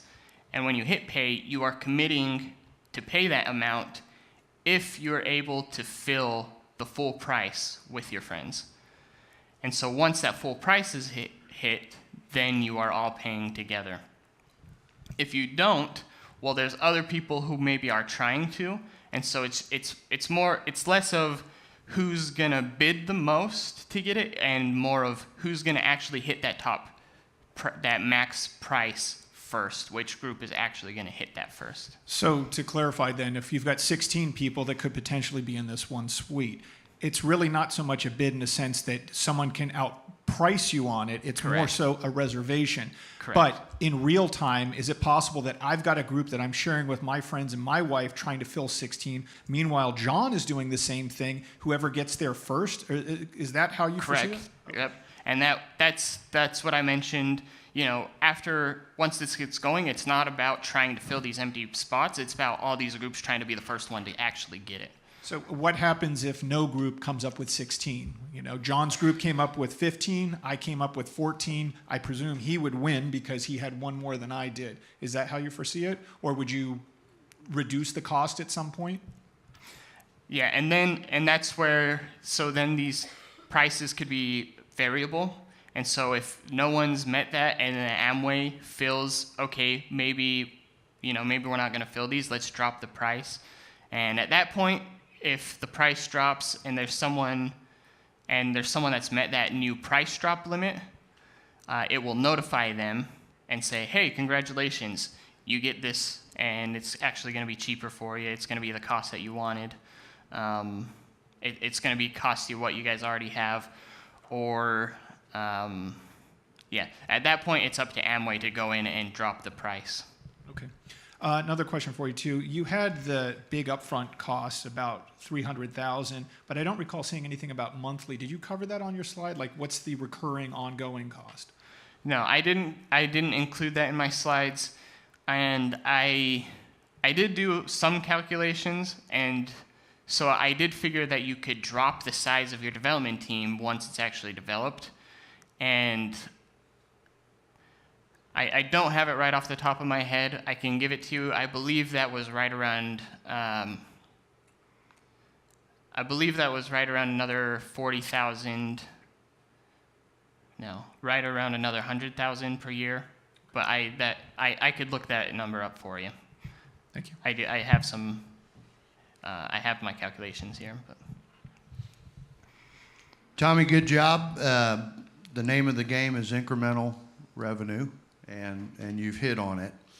The ecosystem between those who would indicate they want a reservation and those who would set the prices and monitor the prices on a dynamic basis is one that I think maybe needs a little bit more thought. But I love the nature of, sports entertainment as a whole. You can see it in Major League Baseball is probably leading the trend for making it a more social experience. Ballparks are being retrofitted now. Boxes are being torn out, and common spaces are being put in where people can meet, have drinks, talk, and, oh, by the way, there was a ball game along the way. Yeah, I'll go to a ball game and not even care about the game. That's exactly right. And so you've kind of found this interesting blend between, people who are wanting to go to an event to see the event and those who are probably, sitting on the periphery that would go if they could eat, they could drink, they could spend time with friends. I think the notion of it is pretty cool. I'm just struggling with how to, in real time, monitor that. How do I get 16? When does the building start to drop the price point? Take me through just very, very quickly. Take me through one more time. Kirk and his bride and my bride and I and you and your bride decide we want a night out. We represent 6 of 14, whatever it happens to be. Tell me how the rest works from there. And how I learn in real time that, honey, go ahead and get a babysitter or we ain't going. Okay. So how that's going to work is so it has a link to that bid. So you're able to track in real time who's joined and how much of the max price has been filled already. And again, if you get to the point where you're like, okay, I don't know if anyone else is going to join, you are always able to also go in and say, I'm willing to just pay for the rest of it, or, hey, are you guys willing to split this? Everyone go in and pay another $200 or whatever. And so you are able to see within the app your progress towards it. You're also able to see how many other groups would be considered competing for that same suite if it gets to that point where there's not enough seats for how many groups. When do I ultimately learn the outcome? Day of? You learn the outcome. So you learn the outcome when if you hit the max price, then you win. That's it. And if I don't? And if you don't, you don't get this suite. Unless Amway decides they want to start dropping the price, and then it incentivizes you to go, oh, maybe we can fill this again. Got it. Thank you, Tommy. Yep. Thank you, Tommy.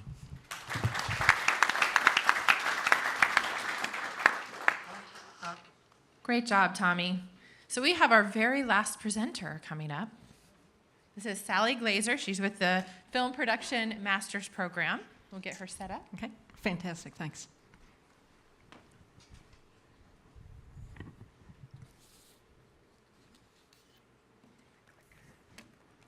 My favorite thing.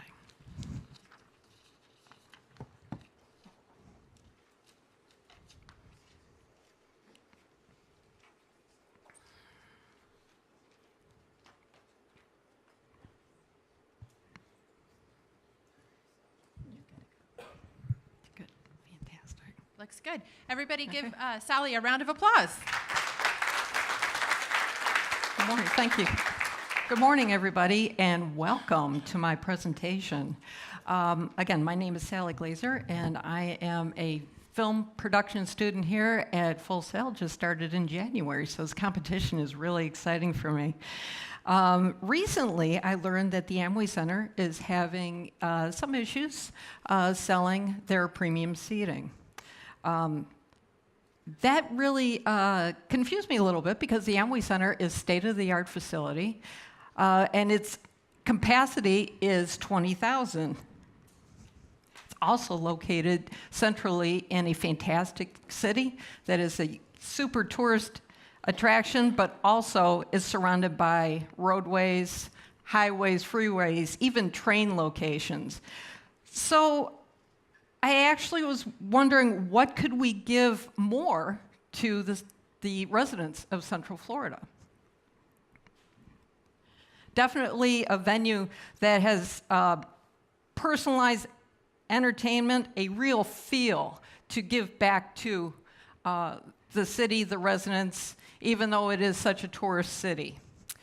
The one issue that I had, though, was trying to figure out where the competition was. Competition with other venues, yeah, I guess, but really the Amway Center is so unique and so fantastic and designed so well, and the capacity is so large that I felt more that the competition may lie within the stadium seating within the Amway Center. So that caused me to reconsider a few things. Me guessing that maybe it's from within the Amway Center, within the possibly more reasonably priced seating, again, is just a guess. So I actually polled people. I went out to a very popular shopping area just off of I-4 and polled 100 people. And interestingly, I found at the end of all of my data, when it was all crunched together, only 8% of the people that I polled were tourists. So most people were residents. And interestingly, most people only assumed that they couldn't afford the luxury seating, is the term that they used.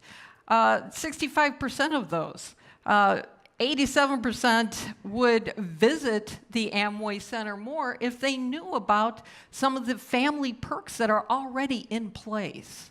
So I'm thinking that knowledge is power for this. And so these are a couple of my ideas to solve this issue. I came up with 2 tiers. The tier 1 is the tip-off membership, and it's basically states exactly what it is, tip-off of the membership game, as it were. And I'll get into that in just a few more minutes. The second one is the All-Star. The All-Star has a little bit of a membership fee that goes along with it, but that helps the Amway Center recoup any additional costs that go into the portal. And again, I'll get into that in just a moment. Swag bags. Swag bags are always excellent. They're low cost. They're tailored to go with any venue. The merchandise is already on site, which is definitely low cost. The perk here is to have the swag bags actually sitting in the seats, waiting for the guests to come. Again, they would be tailored for everything, low cost. It's basically a win-win situation. The next idea is time is very valuable. Standing in lines, making any type of purchase, beverages, merchandise, anything. Who wants to take time away from your show? Do it through your smartphone. Do it through an app. Membership portal, again, this is on tier 1, very low cost, very easy to do. You sit in your seats, you do the purchase from your phone. It saves time. It's a secure point of sale, which is very important. And the merchandise gets run to the box. Again, a low-cost thing, just because the runners are already staff members already at the event. It's very similar to the way a restaurant runs their food when it's hot out of the ovens. Early entry. Early entry is always a favorite because who wants to stand in line with all the wonderful crowds who are coming to these events? Not only does it avoid crowds, but when you can come in and you're leisurely walking and you can actually enjoy the area more, you can actually do a bit more shopping and say, hey, this item looks great. This would be a great t-shirt for the people who aren't here, type of thing. So it's actually a win for the Amway Center and the vendors who are there. What better to go along with early entry than preferred parking in the Geico garage? It's secure. It's very close, and it's just safer win-win all around. Finally, for this tier, bundled tickets, bundled events. There are local families who, let's say the mom wants to go see one of her favorite concerts from before she was married, but there's a family event that the kids would like to go to, and everybody loves sports, especially here in Central Florida. So if we could pull them all together and get a discounted rate, a 5% discounted rate on bundled events, it would be another enticing thing for folks. The loyalty membership, this probably is my favorite. It's the All-Star. A minimal fee would just cover the costs for the Amway's IT folks to get in and build out the portal just a little bit more. This extra build out would be 5% cash back and loyalty points for every dollar spent on tickets. Statistics have proven that loyalty points and cash back actually brings people back to venues more, whether it's holiday shopping, which is always fun, but or going out to dine. You've already been there. It just actually brings in more people than coupons do, if that makes sense. And my all-time favorite is the 24-hour pre-membership sale. That is a 24-hour window that opens and lets patrons view what shows on, pick their seats, pay for it, reserve the seats. So not only do they have great seats, but the Amway Center has their secured sale revenue for those seats. So that is my presentation. I do have a little flyer here that kind of summarizes everything, puts it in a brief.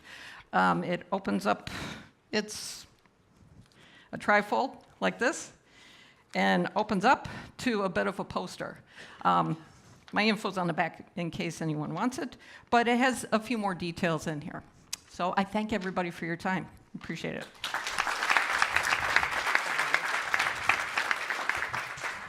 Thank you, Sally. I'd love to see one of those if possible. Mm-hmm. Very interesting. I appreciate it. I like the fact that you chose to poll people in real time, face to face. You said you interviewed 100. Can you give me an idea of the types of questions you asked, or was it just the one question? Tell us what you think of what they call luxury suites or luxury seats.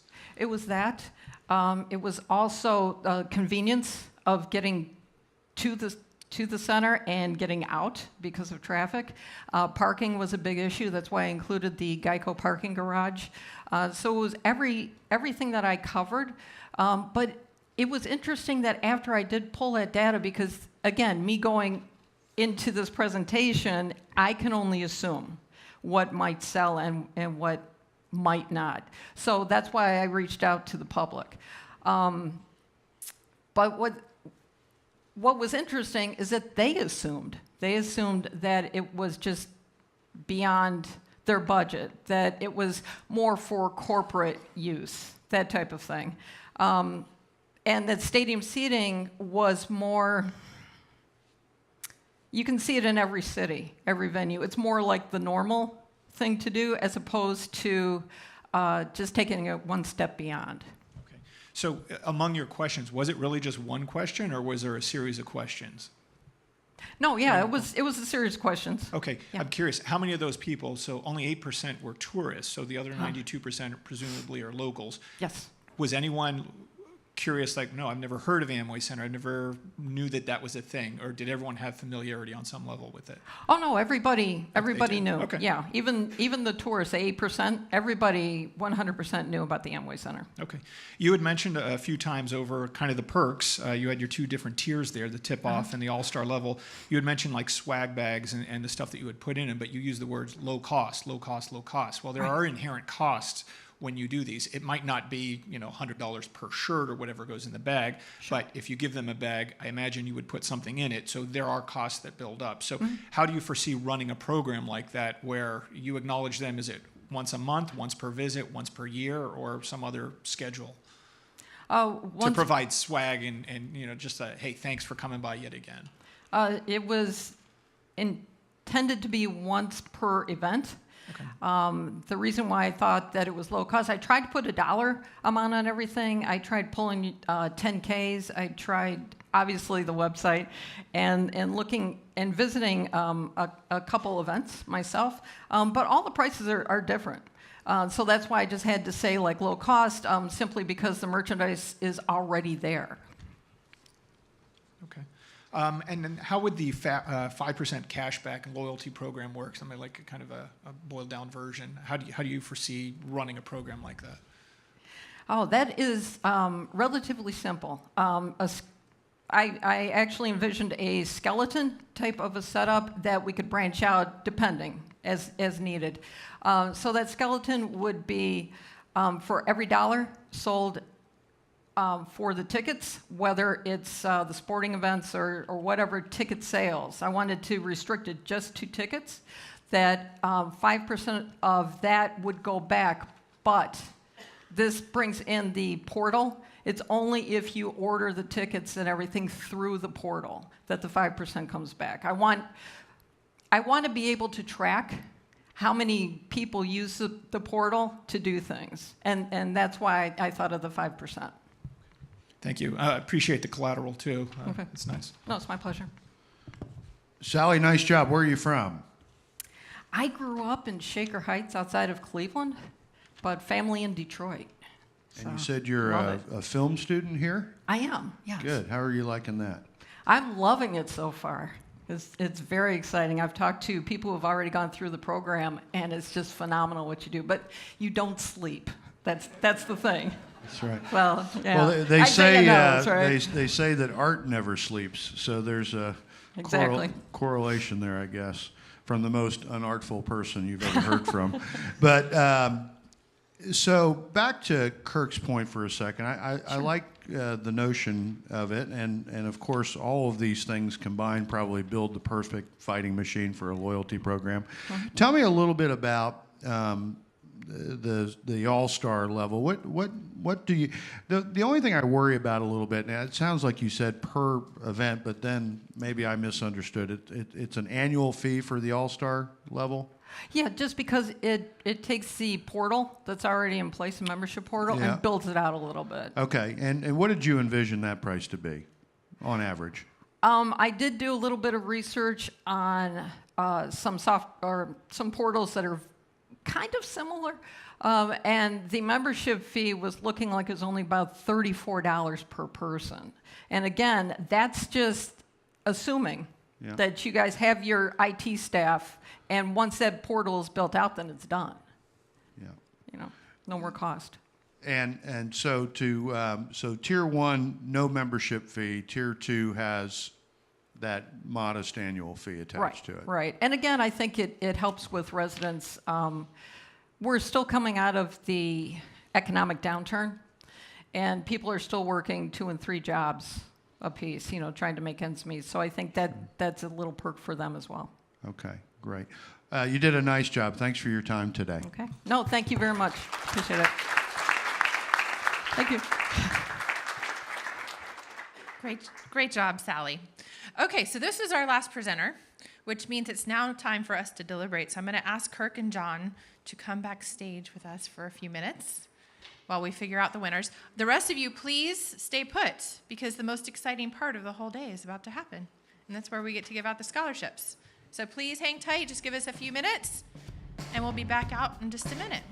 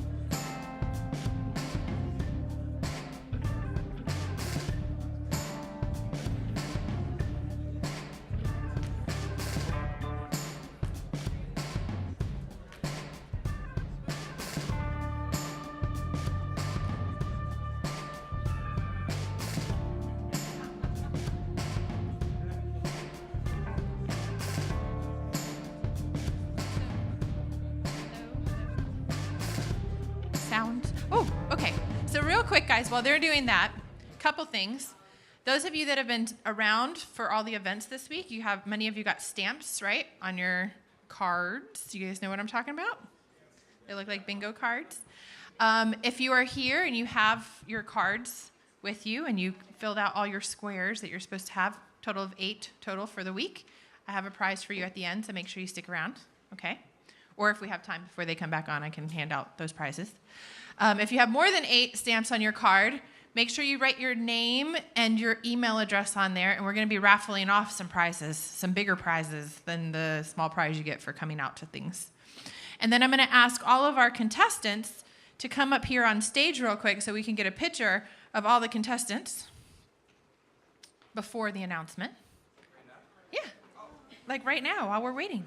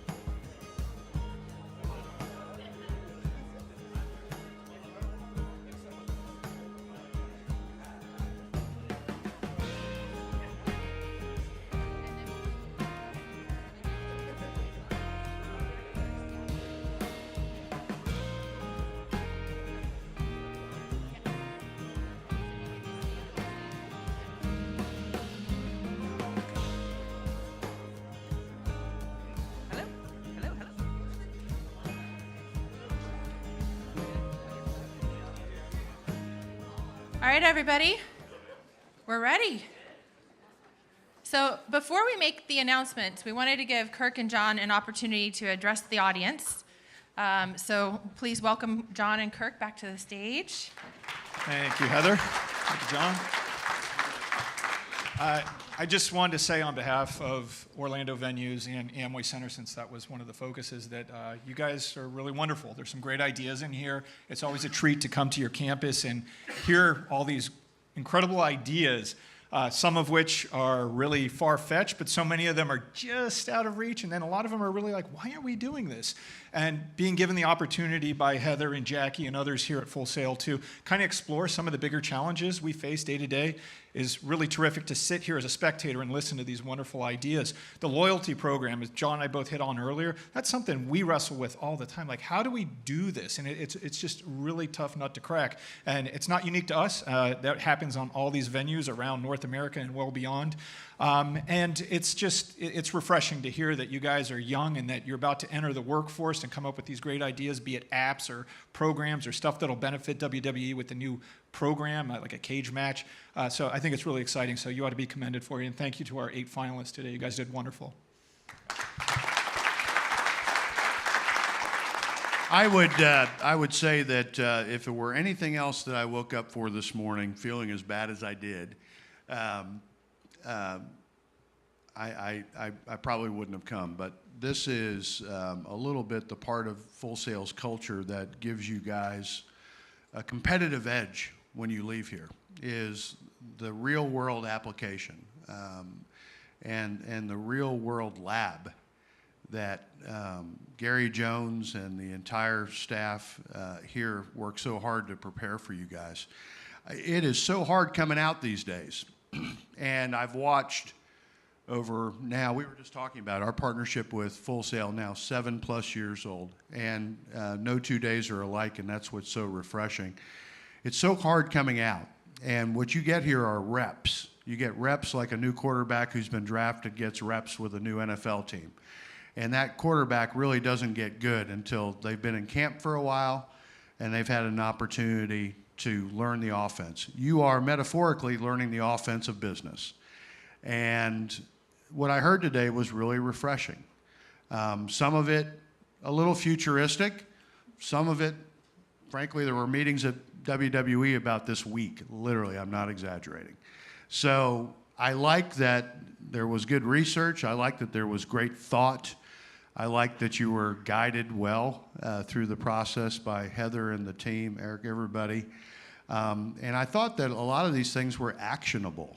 You know, when you get in front of my chairman, you know, he works 25 out of 24 hours.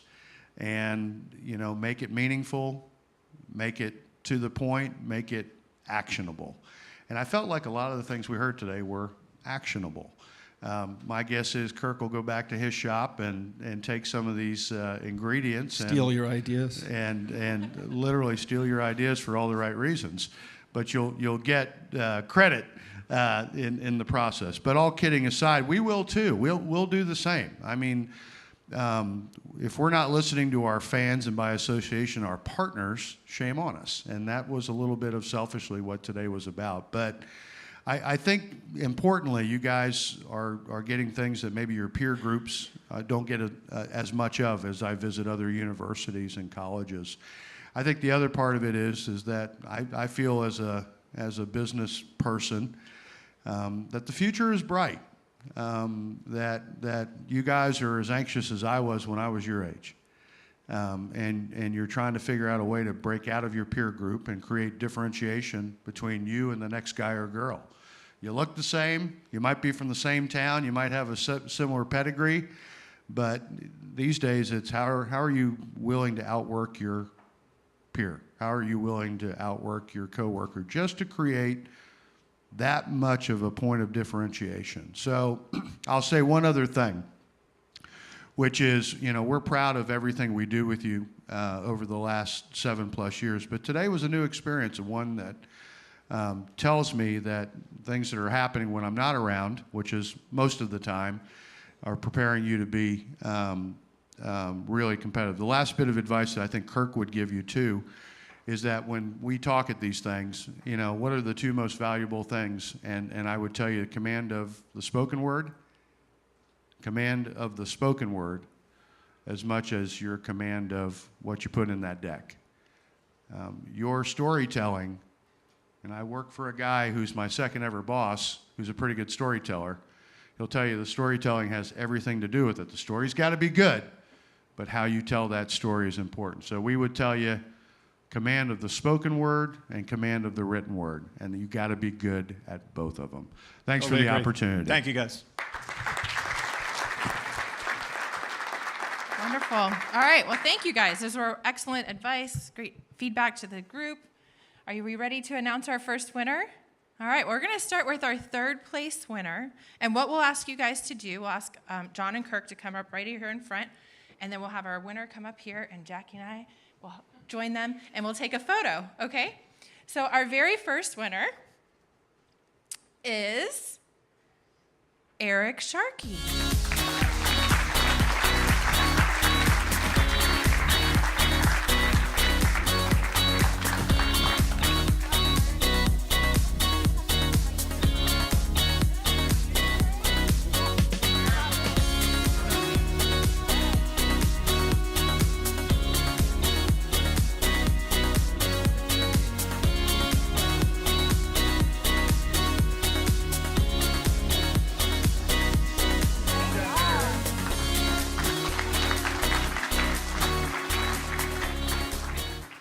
So we're now ready for our second place winner. Our second place winner, which is $15,000, is Megan Fessenden.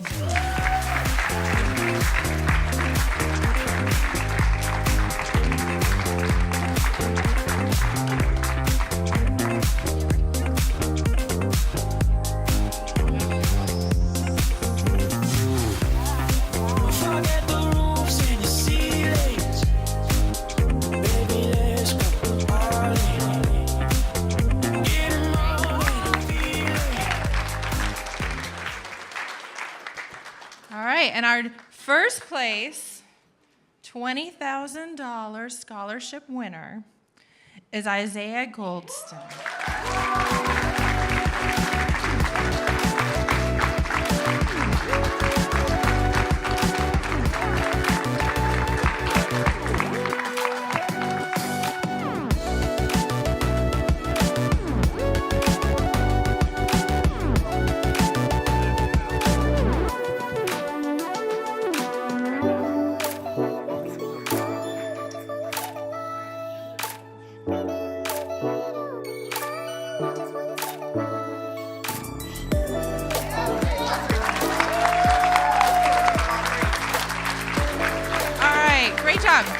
So all three of our first, second, and third place winners, please come to the stage. We're going to take a picture with all of you and your big checks.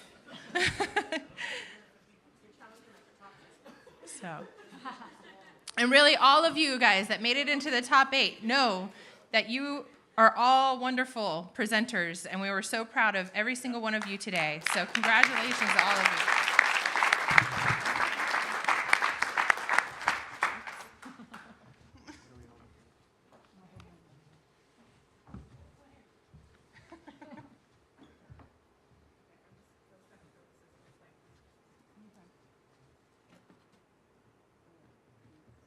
To help hold it over this way? Okay. Sure. Where's our news?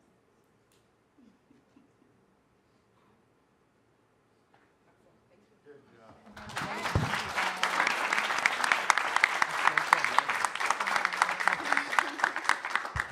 All right, thank you all for coming today. I'll be over here to pass out our prizes for those of you who've been hanging with us all week. And congratulations again to our winners, and thank you, John and Kirk, for being here today.